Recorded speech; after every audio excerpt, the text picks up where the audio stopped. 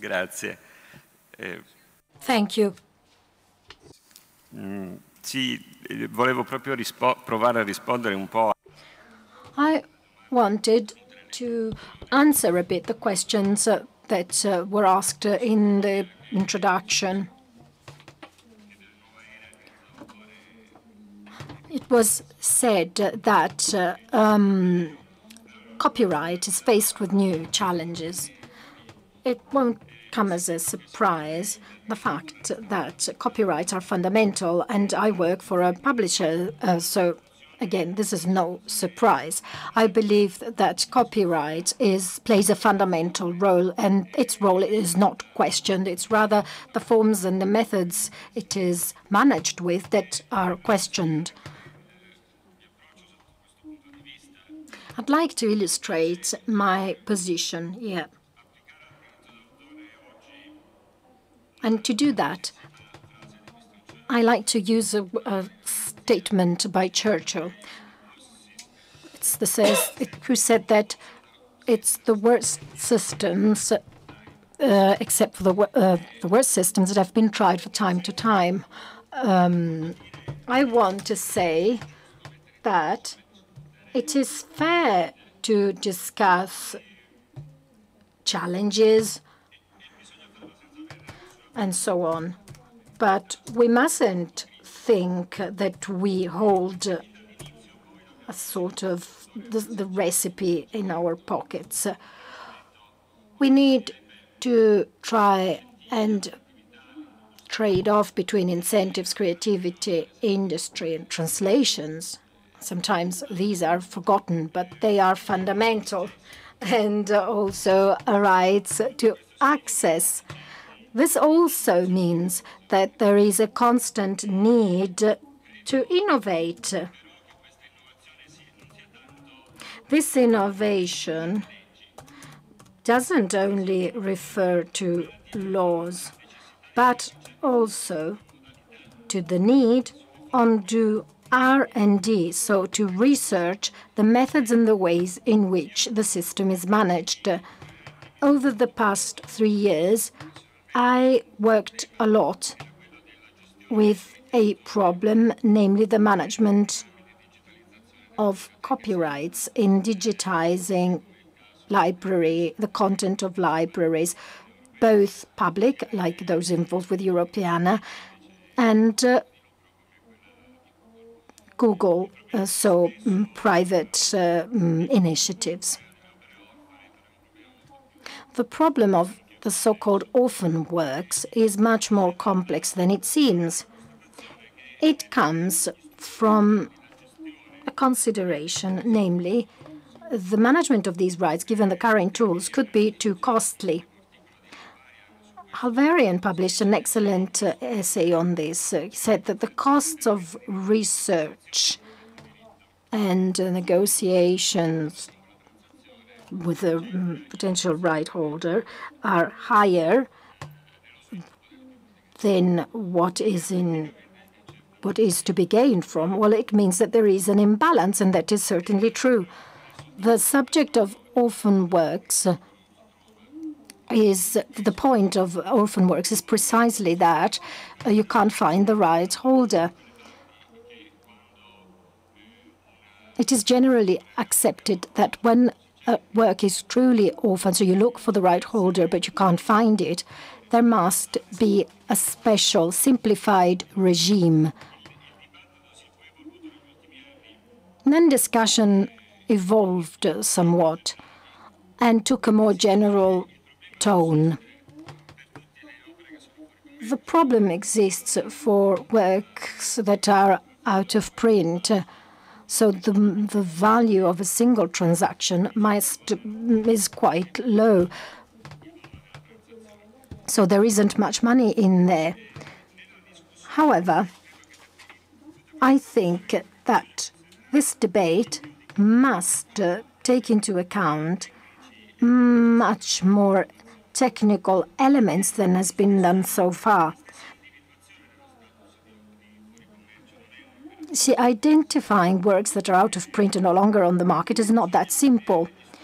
you need to have the technical and IT tools in place, and we do not have those yet, or we partially have them. In addition, you only have these tools only in some countries, and this is an important consideration we have to make.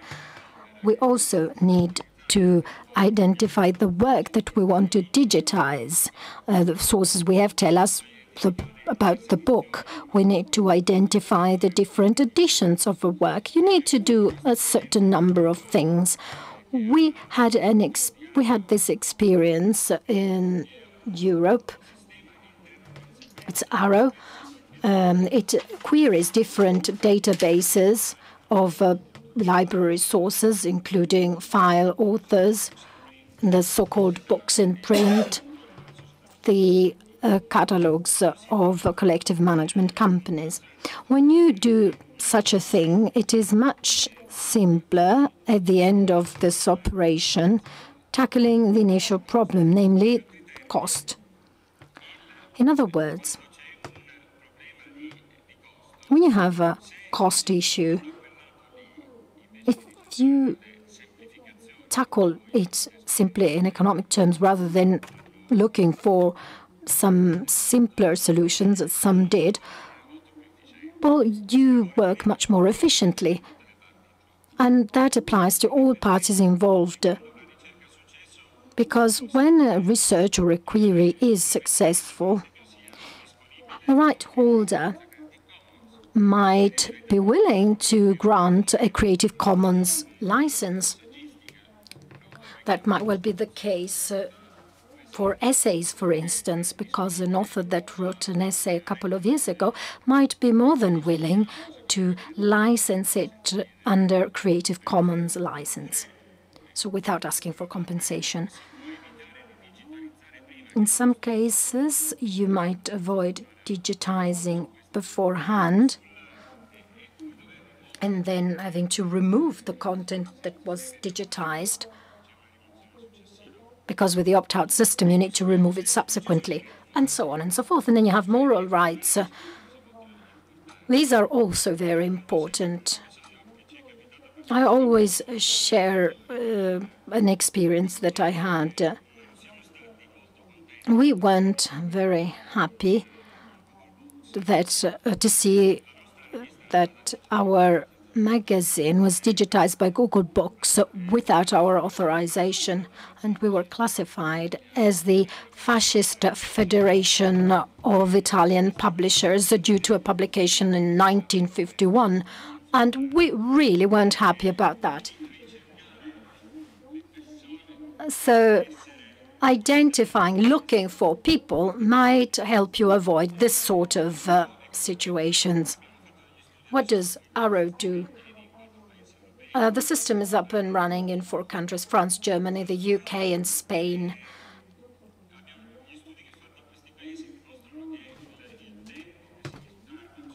Studies show that using Arrow to query systems can save up to 80% of your time and hence money. So it is really helpful. Now, let me come to a conclusion. It is much better and much more economic to focus on R&D rather than discuss in front of law courts and between lawyers. It is much more cost-effective because lawyers are more expensive than engineers, and it is also much more efficient. My only final recommendation is the following. Our project is centered on a principle, namely the idea of creating a data infrastructure on rights. It must be an open and distributed service.